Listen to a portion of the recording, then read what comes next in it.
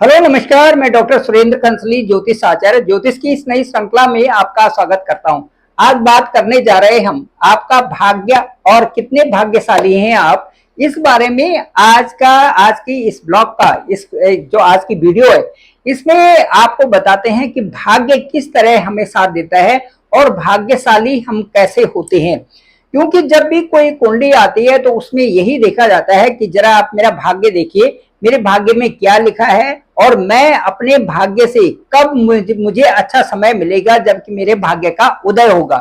भाग्य के उदय होने के लिए हम कुंडली के 12 हाउसेस को देखते हैं। हालांकि कुंडली के जो 12 हाउसेस होते हैं सभी की अपनी एक विशेष महत्ता है और सभी का अपना एक विशेष उद्देश्य भी है। इसलिए जो कुंडली के 12 हाउसेस हैं वो सभी अपनी अपनी तरह से एक ऐसा प्रेडिक्शन करते हैं जो कि जातक के संपूर्ण जीवन का एक लेखा जोखा सामने प्रस्तुत करता है। इसके बावजूद भी जो भाग्य है, भाग्य को देखने के लिए हम कुंडली के जो हाउसेस हैं उनमें से जो 9वां हाउस है, जो 9th हाउस है, 9th हाउस पर ही कंसंट्रेट करते हैं कि 9th हाउस यानी कि भाग्य, आपका भाग्य। क्योंकि प्रारब्ध को हम लेते हैं आपके पंचम हाउस से और उसके बाद भाग्य को देखते हैं हम आपके 9th हाउस से। अब यहाँ पर जो आपका ये होरोस्कोप है, इसमें इसके अलावा जो 9th हाउस के अलावा आपका जो लग्न और लग्नेश है और आपका जो दशम और दशमेश है, ये मुख्यतः भाग्य के साथ में ये दोनों हाउसेस भी साथ साथ चलते हैं भाग्य की व्याख्या कराने के लिए। अब मैं आपको बताऊंगा कि यदि भाग्य के स्थान पर, इस 9वें स्थान पर यदि 1 और 8 अंक यहाँ पर हो, 1 and 8 यदि यहाँ पर हो तो आपके भाग्येश हो गए मंगल। ठीक है, तो भाग्येश मंगल यदि आपके लग्न भावों में कहीं पर है, यहाँ पर 1 या 8 में से कोई भी अंक हो, और जो भाग्येश आपके मंगल है, मार्स है, यदि वो 1st house, 4th house, 7th house और 10th हाउस या फिर ये 5th हाउस, 9th हाउस या 1st हाउस में कहीं पर भी हैं, तो ये समझा जाता है कि जातक का भाग्य अच्छा है। क्योंकि केंद्रस्थ मंगल बैठे हुए हैं या त्रिकोण में मंगल बैठे हुए हैं सीधे सीधे। उसके बाद हम ये देखते हैं कि भाग्य की दशा कब आ रही है और उस मंगल की दशा आने पर उस समय आपके भाग्य का उदय होना है। साथ साथ में आपका लग्नेश भी और आपका दशमेश की भी स्थिति जानी जाती है। तो यदि मंगल की दशा आपकी आती है तो ये आपको वकील भी बना सकता है, अच्छे मार्केटिंग, अच्छा सेल्समैन, अच्छे मेडिकल से संबंधित जो एक अच्छी स्थिति, अच्छा स्टेटस दे सकती है। इस तरह से मंगल भूमि से संबंधित भी आपको बहुत सारे कार्यों के लिए करने को कह सकते हैं। ये मंगल से आपके लिए उस भाग्य में जब भाग्य उदय होता है उस समय की स्थिति आपके लिए भूमि संबंधी या फिर वकालत से संबंधित या फिर सेल्समैन से संबंधित या फिर मेडिकल से संबंधित या फिर जो डॉक्टर हैं, इंजीनियर हैं, उस लाइन में भी ये मंगल आपको उस समय जब आपका भाग्य उदय होना है उस समय ले जा सकता है। इसमें हम लग्नेश की स्थिति भी देखेंगे और दशमेश की स्थिति भी उसमें देखेंगे।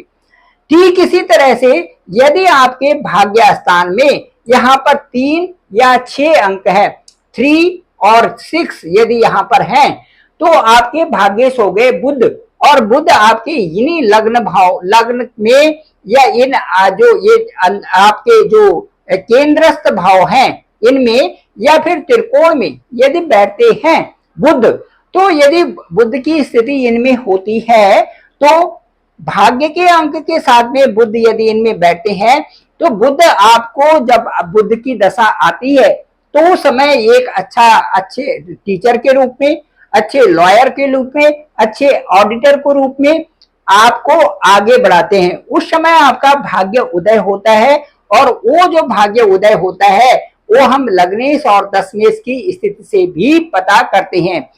देखा जाता है कि जो बुध की स्थिति है उसमें 32 इयर्स के बाद काफी कुछ अच्छी एक बहुत अच्छी रीच बन जाती है।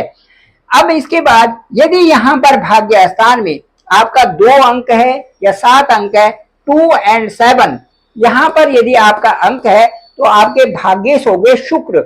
शुक्र की स्थिति ये केंद्रस्थ हाउसेस में या त्रिकोण में यदि होती है तो बहुत अच्छा भाग्य का जब दशा आती है उस समय भाग्य बहुत अच्छे ढंग से काम करता है। भाग्य की दशा यदि आती है तो बहुत ही अच्छा होता है और भाग्येश की दशा आने में कई सारे कार्यों में कम मेहनत में ज्यादा सफलता मिलती है। शुक्र की जो दशा और महादशा होगी इसमें यह कहा जाता है कि 27 ईयर्स के बाद आप काफी अच्छी प्रोग्रेस करने लगते हैं। इसमें यह देखा जाएगा कि यदि भाग्य के स्थान पर यही शुक्र भी बैठे हुए हैं तो शादी के बाद यहाँ पर 2 और 7 अंक हैं। शुक्र आपके सप्तम स्थान में बैठे हुए हैं। ये समझा जाता है कि विवाह के बाद आपकी प्रोग्रेस होगी।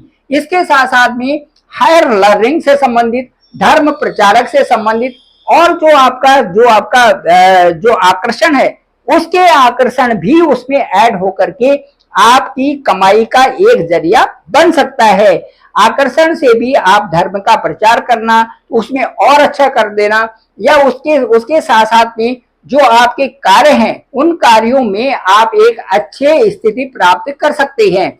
ये सारी चीजें यहाँ पर शुक्र के होने से, शुक्र यदि भाग्येश हैं तो आपकी स्थिति उस समय यदि केंद्रस्थ या त्रिकोण में भी शुक्र हैं तो स्थितियां बहुत अच्छी बनती हैं और बहुत अच्छी सफलता भी मिलती है। इसके साथ साथ में यदि आपके भाग्य के सामने 9 और 12 अंक यहाँ पर हैं और 9 और 12 अंक जो हैं 9 एंड 12, इनके जो लॉर्ड हैं वो जुपिटर हैं।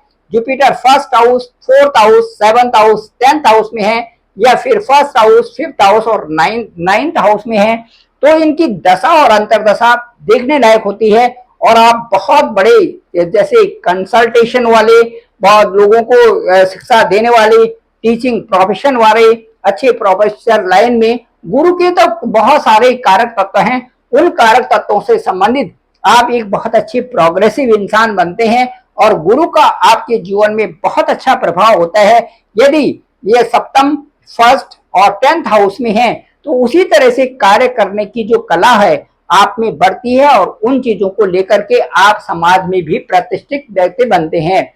इसके साथ साथ में शुक्र या शनि की भी यदि ऐसी स्थिति 10 और 11 अंक यहाँ पर होता है और इन्हीं स्थानों में शनि होते हैं तो आदमी एक प्रतिष्ठित व्यक्ति बनता है और उसका जीवन में 30 साल के बाद बहुत अच्छी प्रोग्रेस मानी जाती है। उसी तरह से शुक्र की स्थिति में भी आदमी एक प्रतिष्ठित व्यक्ति बनता है। इसके साथ साथ में सूर्य के लिए यहाँ पर 5 अंक और सूर्य का इन स्थानों में होना, साथ साथ में सूर्य की जब दशा और अंतरदशा आती है तो उस समय जातक एक अच्छा वैज्ञानिक से लेकर के अच्छे लॉयर से लेकर के अच्छे टीचिंग प्रोफेशन से लेकर के और अच्छे सरकारी पद और प्रतिष्ठा को प्राप्त करता है। इसी तरह से चंद्रमा का जो 4 अंक है और मून साइन यदि इनमें होते हैं तो आदमी उसी तरह से प्रोग्रेसिव और कम एज में ज्यादा प्रोग्रेस करने वाले हो जाते हैं सूर्य और चंद्रमा से।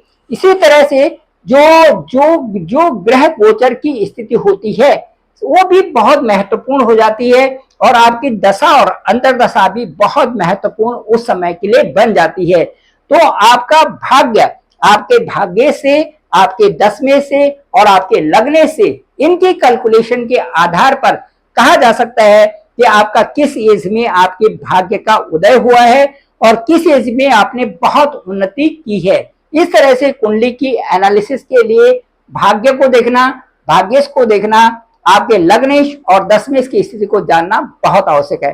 Thank you very much. मैं डॉक्टर सुरेंद्र कंसली, ज्योतिष आचार्य। डिस्क्रिप्शन पे मेरा नंबर है 9868280191। आप डायरेक्ट मुझे कॉल कर सकते हैं, मैं आपका कॉल पिक करूंगा। साथ में जानेंगे कि आपकी कुंडली क्या कहती है, आपके भाग्य स्थान पर कौन सा अंक है और आपका भाग्येश किस समय आपको भाग्येश की दशा मिल रही है। इन सब चीज को विश्लेषण करके ओवर फोन आपसे बात की जा सकती है। मुझे लगता है कि यह विवेचन आपको बहुत अच्छा भी लगेगा। मेरे इस चैनल को, डॉक्टर सुरेंद्र कंसली नामक इस चैनल को आप जरूर सब्सक्राइब करें, सभी लोगों तक भेजें ताकि सबको इसकी जानकारी हो सके। आप लोगों का बहुत बहुत धन्यवाद, आप लोगों का बहुत बहुत आभार।